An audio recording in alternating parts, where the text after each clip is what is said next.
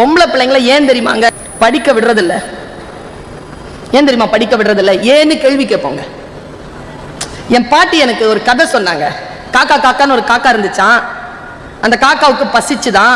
கவனமா கேளுங்க. காக்காவுக்கு பசிச்சுதான். பசிச்ச காக்கா வடைய திருடிருச்சான்.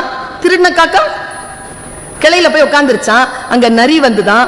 காக்கா காக்கா நீ அழகா இருக்கிற, நல்லா பாடுவியேன்னு சொல்லிச்சான். பொய் சொல்லிச்சான். காக்கா ஏமாந்துருச்சான். நரி ஏமாத்திருச்சான். காலங்காலமா சொல்றோமா இல்லையா?